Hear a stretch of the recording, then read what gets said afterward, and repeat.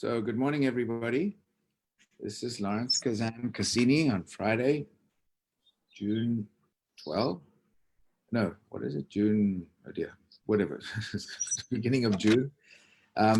So I'm very pleased to be here again on Friday. And as usual, the emphasis is on mindset. It's on how we think, why we think, and and uh, and what makes us tick, and what makes some people successful and some people not so successful.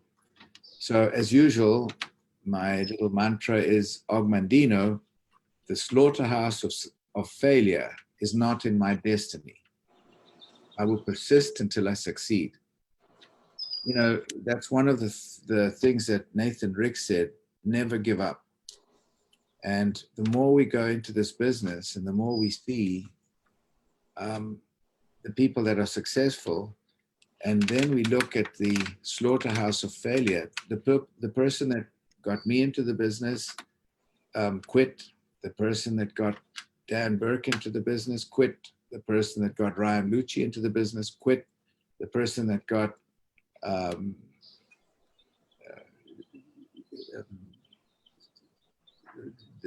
there are a lot of people that actually quit because they don't see into the future. And that's actually a big problem. You have to be able to see the future.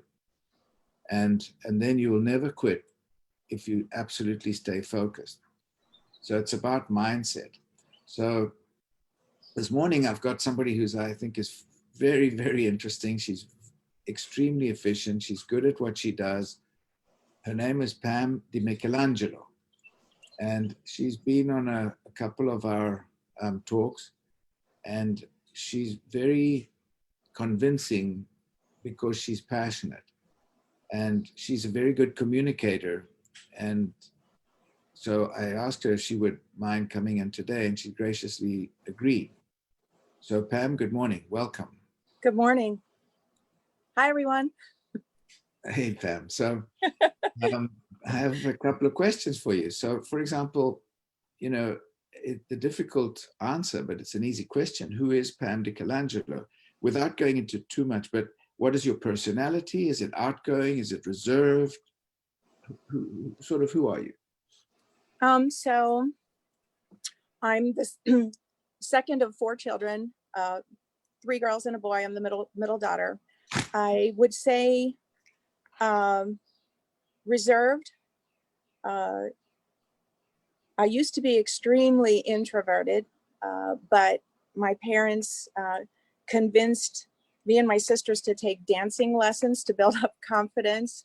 So we did dance, and then our family comes from the restaurant business. And so we were initiated at an early age into cooking and customer service and working with family. So I'd say I don't know that I'm extroverted, but I love talking to people. I love communicating with people.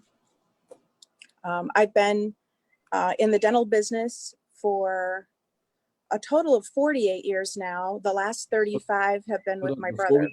Before we get there, let me ask you a question. Sure. So, what were your dreams as a young girl? As a young girl, I wanted to be a dancer. Mm-hmm. Then I wanted to be a stewardess, and then I was going to be a dental hygienist. That was my focus, because I loved getting people healthier, and it was a great field. And back talking 1972, it was a new field and very rewarding. And I was 3 years into my college education, and my father passed away, and so I couldn't continue my college education. So I just started working actually in a dental office, and I stayed there for about 13 years with hopes of being able to save enough money to go into dental hygiene school. So I started off as a dental assistant, and then into the practice administration part of it. Okay. So kind of interesting. you know, you wanted to be a dancer, and you wanted to be a stewardess, travel, and then look in people's mouths. I mean, it's quite a big difference there.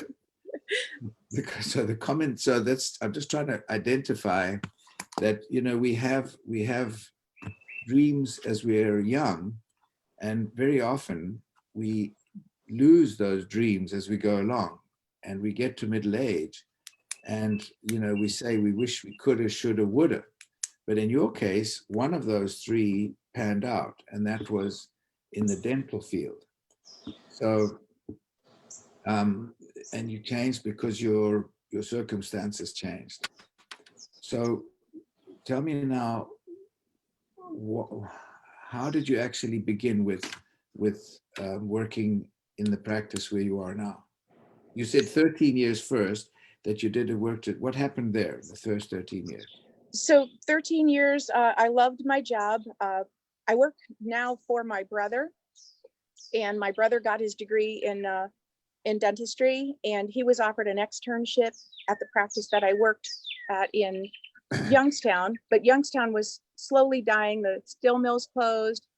It was a great place to grow up, but businesses were failing. So he had an opportunity in Columbus to buy a practice from one of his professors. And he did. And I promised him wherever he chose to open his practice, that I would come and set up his business office, at least, because that's where the bulk of my experience was. And so when he chose Columbus, I gave my boss a year's notice and followed him down here, and here I stayed. So when we first started, it was just my brother as the dentist and hygienist, and me as the assistant and receptionist.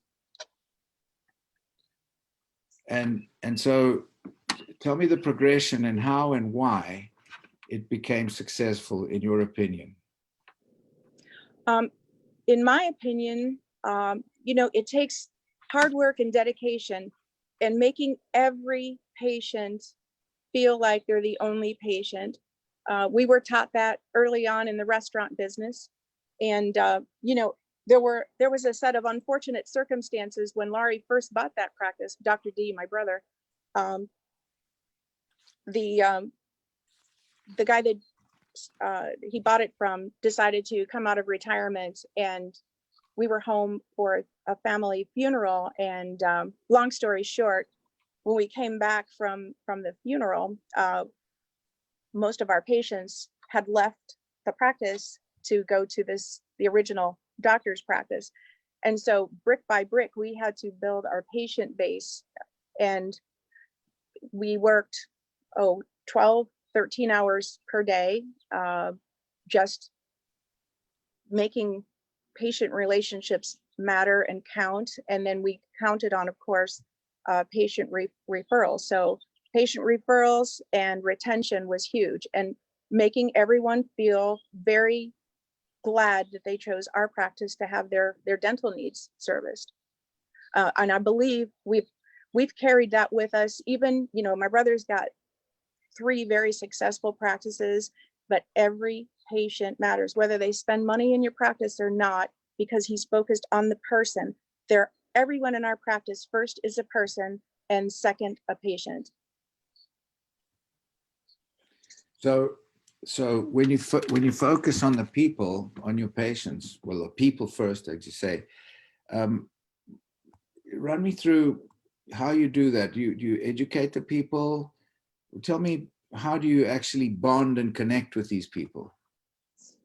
You know, in our practice, we have, I think Laurie calls it the 4-minute. You have a 4-minute window of time initially to ask the patient about themselves. Short of somebody coming in a bloody mess or swollen, they have to matter as a person. You know,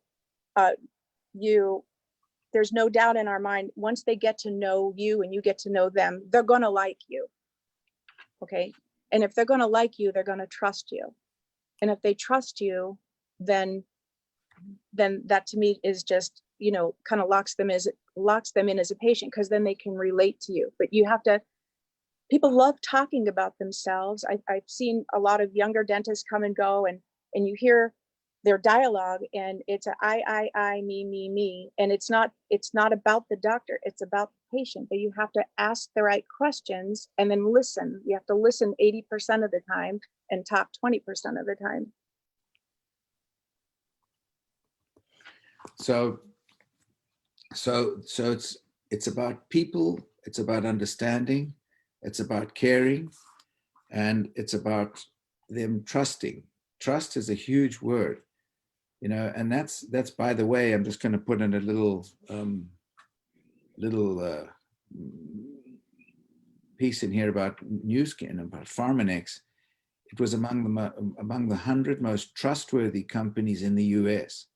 That makes me walk 10 feet tall. Mid-cap companies. When you've got trust, you've got everything. So I understand that. So how much you spend 4 minutes to get to know the person, and then how do you tell them about what their experience? Do you tell them about what their experience is going to be? Tell me a little about what you do, how you do. Typically the doctor will do that 4-minute spiel. They get to know about one another, and then he'll say, so what brings you here today?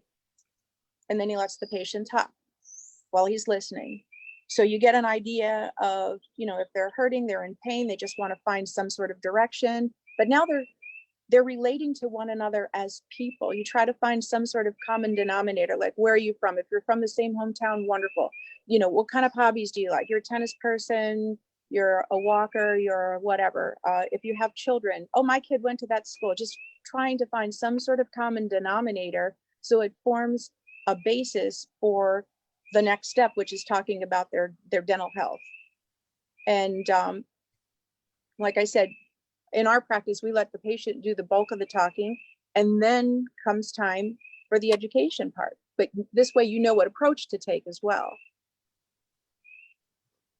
Our doctors sit patient sitting up, not lying down, lights out of the face, knee to knee, so that the doctor's not standing over a patient, which can be a little intimidating. You know, I would say if you're looking at body posture, you know, leaning into the patient, arms open, not legs crossed, not arms folded like this. Just, it invites just openness. This is amazing. You know, I'm just trying to compare when I go to my dentist. When I say my dentist, well, the dentist I go to, it's such an impersonal thing. And this so enlightening and so refreshing to hear that there's a relationship, that there's a people relationship between the healthcare professional and the patient. And it goes more than just talking about it. It's also with your body language. It's how you express yourself. This is so fantastic. And I think it's refreshing to see this, to hear this. Another thing too is we have a rule in our practice: drop the title. Everybody knows you're the doctor, but if you have to call yourself, hi, I'm Dr. D, okay, then that puts a wall up. And I guess depending on what type of relationship you want, I know in our practice, my brother invites people to call him. You can call me Dr. D. You can try to say Dr. D Michelangelo. You can call me Laurie. You can call me, you know, just don't worry about the title. So drop the title, because it automatically just creates an openness. So how much time do you normally spend with, or how many patients do you see a day? On a 12-hour day with double hygiene, that's 24, about 36, 40. Yeah, but that's on a 12-hour day. We schedule straight through to accommodate people that come in on our lunch hour, and we're allowed to grab a break, you know, whenever we can. You're allowed to grab a break when you can. Come on, man. It's true. Well, sometimes with, you know, between, I guess, depending on, you know, one of our offices has 6 operatories with 2 hygienists. And so the doctor's always running. The front, there's typically 2 people there. So if someone needs to catch a potty break or a lunch break, I mean, a 10-minute thing, it's not like we don't leave the office. We've got a beautiful break room where we can, chillax and just, breathe for a minute, because, we're really big too on stage presence. Every place you are in that office, if you're within earshot or eye shot of a patient, you're on stage. And there's a certain persona, you can't blow off steam. Everything's about smiling, and it's not, the wonderful thing about it is none of it's forced. It's all natural, because people are there because they want to be. I mean, our team, I've been here with him for 35 years. Our hygienist has been with us for 17 years. Our expanded function dental assistant for 23 years. That doesn't happen by accident. And perhaps I would say, what we have going for us, probably because the restaurant business, when we came from the restaurant business, working with family, and all of our workers, they were co-workers, but they were our work family. And that's exactly the way our workers feel about us at the dental practice. So you tell us about, who scans the patients? So the way we introduce the screening is when they come to the front desk, we give them their informed consent, and then we have the antioxidant screening authorization form. And so we tell them, this is the consent form, this is going to last you through the year. And we're really excited to tell you about this new technology we have in our practice that's going to enable us to measure the level of antioxidants present in your body, to let us know, and whether your body's storing the proper nutrients to protect your immune system.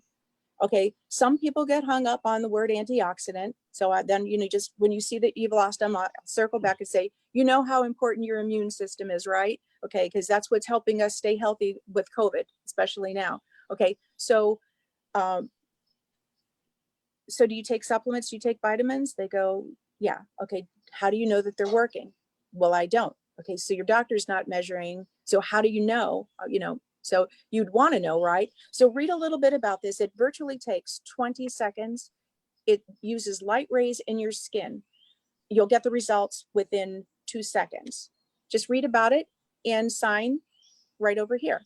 And we just kind of leave it at that. They say yes or no. I tell the hygienist or the assistant, yes on S3, which means yes to the scanner.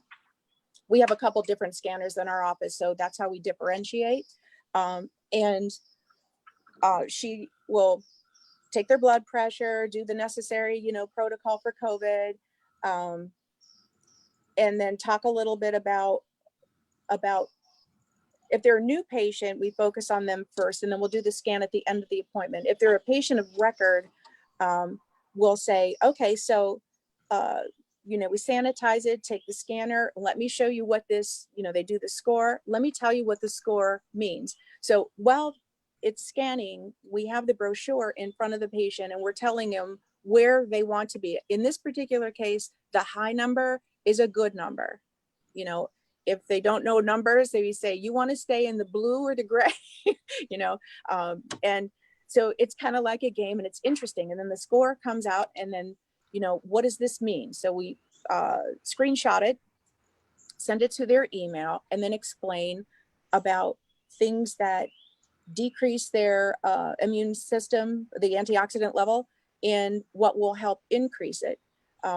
When the doctor comes in to do the exam, we tell him the score, and then he goes into, the question is, do you want to get better? Do you want to get healthier? If they say no, we don't push. By that, I think the conversation that's had between the patient and the hygienist, though, especially if they're periodontally compromised, is huge. And she gives the doctor a wonderful setup, and all he has to do is make recommendations. So out of how many patients do you scan a day, and how many actually go on a supplement? And what supplement do you use principally? We initially start off with Life Pack. if patients are on a rescan, like if they've had it in LifePak, say their score drops, we ask if there's been any sort of stress. Everybody, I mean, honestly, these rescans, people have lost their jobs in some cases in the area, in the practice that I work at. And so their stress level is high. You know, they're doing homeschooling. So we just ask if they want to learn a little bit more. And then if they're on LifePak, we try to switch them to LifePak Nano. So out of how many people do you scan every day, more or less? Oh, I'm going to say we try to average, we ask everyone, but in actuality, we scan 5 to 6 out of the hygiene schedule. And most of the patients that are in the doctor's schedule have been scanned out of hygiene. So they're rescans. How much product do we sell? You know, at one point, we were averaging 1 or 2 supplement acceptance a day, and we asked them for a 3-month commitment, because that gives the product enough time to be in their body, and they'll definitely see the results. And I think one of the big selling points is the fact that the company offers 1 free rescan, 2 money back guarantee. So, okay, so not actually 1 rescan, but rescan every month for free when they're on the product. Is that correct? Yes. Mm-hmm. Yeah. Well, no, I'm sorry. We rescan after 3 months, because if they take the product, we want to give the product enough time to be in their system. So we rescan. If they buy the supplement, we set up an automatic recare for the S3. Do you only rescan once? No, we continue on. You know, we continue, because we want patients to see that we're monitoring their success or failure from one, because we care about their health. I mean, that's of utmost importance. 2, if they're involved periodontally, or we do a lot of implants, we want to know if they're not healing in a proper amount of time. We want to know, they have to kind of own that. You know, it's not that Okay. anything's failing, but their body. So how much time do you spend with each patient educating them or talking to them about the antioxidants or the supplements, or is it more or less how much time do you spend with each patient on that subject? The doctor typically spends anywhere from 5 to 10 minutes, and then he's out, because by that time the patient has already heard everything that they need to from between front and then the hygienist or the assistant, and then back to front. He's just giving the recommendation, and then he scrams. If they need to have additional information, we just schedule a follow-up visit at no charge to the patient to come back and talk to the doctor. But it's not anything that we let jack up our schedule, not at all. Okay. So what do you like most about your job? Honestly, I love being able to help people get healthier. I really love being able to find a way to make things happen in the business office. If you know, some people are just financially challenged, and finding a way to, you know, make their dental work come to fruition, and then giving them that smile and the confidence that they so deserve. That's what I love most, because I feel like we play an important part of that. You know, one, being able to offer them world-class dentistry in a fun atmosphere, and then trying to get it done so that it doesn't break the bank, if you know what I mean. So what do you like least about your job? Dealing with insurance companies and fighting for patients' benefits, because to me, it's not right. Back in the 70s, when dental insurance, I believe, first came to be, at least it didn't have to be that hard to get paid. Now, you know, just like you have to just fight for benefits, and insurance companies just look for ways to not have to pay claims. And it's rewarding, but I just don't like the time. It's time consuming, and it's unnecessary time when it could be just better spent serving patients. That's all. in the big scheme of things, it's not that bad, but it's frustrating. So it's out of your hands, really, what you like, what you don't like. Correct. Okay. So how much influence does your passion and your feelings, how much influence does that have on all the staff as well, on your patients to be successful? It's interesting. I think it has an extreme amount of influence. My brother being the owner, he's got to be the cheerleader. He's got to come in game face on, whether he's having a bad day or not, because people feed off of that energy. His team looks to him for direction, and we have morning huddles. And we've got, when he's in one location, we have team leaders in each practice location. And so we get our direction from him. And then the enthusiasm and the positiveness plays a huge role in getting through the day. And when you see someone starting to, go off in the wrong direction, you kind of have to reel them in and, just say, hit the pause button, take a deep breath. And, you talked about the Og Mandino the slaughterhouse of failure thing. I think before that book, I don't know how long it's been out there, but when Laurie graduated from dental school, he didn't have a father. He didn't have any sort of mentor. He was the youngest and only boy, but he also knew that he was not going to accept defeat because, one, he couldn't. That's the way that we were raised. You just put everything into it. When your team sees that you're not going to go down like that, and Laurie says that all the time, I'm not going to go down like that. Don't ever say, I'm not going to give up. I'm not giving up on you. Don't give up on me. He shows up for work every day. He never, honestly, I don't remember him ever calling off for being sick.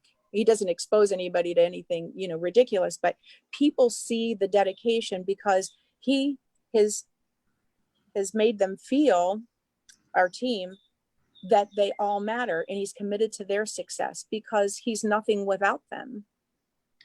So you talk about a team. This is what we're all about too. So you said dedication, team, and it comes from the top. It comes from the way Laurie is setting the example for everybody. Would you say that that's influential in the morale, and in how is the morale? Do people love working there, or do they go because it's a job, or how's that? I would say yes. And the ones that have deselected to work there and have decided to be successful at another practice usually ask to come back, because our practice is not run like any other practice. You have to leave and go to another place to realize that. And it's not the right place for everyone. But guess what? The team members don't want people. We're not willing to change because we like what it stands for. The beautiful part about it is, Lawrence, I don't know if I think I shared with you. So my brother has 3 sons. His oldest son just graduated from dental school at Ohio State, and this is his first week at our practice. And his name is John Carlo. We call him John. So John has grown up with this mindset all of his life, not only in his home, but he's going to be a strong leader. Just in 1 week, his team is tripping over themselves because they see that he's passionate, 1, about them, 2, about their patients, about his patients. And they are so committed to his success. And he asks, please coach me. My mind is like a sponge. I want to learn from all of you. All of you matter. And you can't, the appreciation that he shows and demonstrates, not only, it's more than just words, it's what you demonstrate, the little things, the recognition. You can't put a dollar amount on that. So,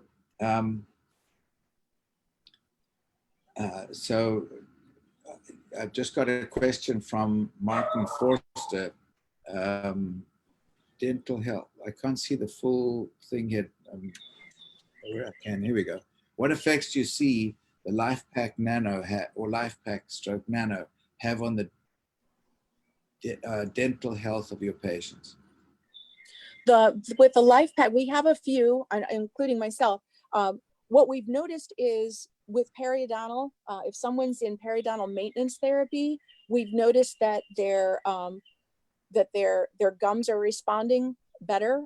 We haven't changed. We might back someone off from a 4-month continuing care to a from 3-month continuing care to a 4.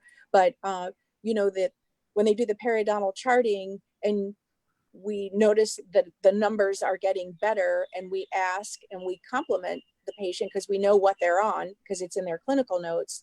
And we have pop-up alerts. If we see a pop-up that says Pharmanex, we know what that they're taking a supplement, and then they'll just, we wear 2-way radios. They'll say, Pam, do you know what Lauren's bought? And so we'll say, and then we compliment them so that they're encouraged to know that the numbers are getting better, so that they just want to hear about the results. Okay.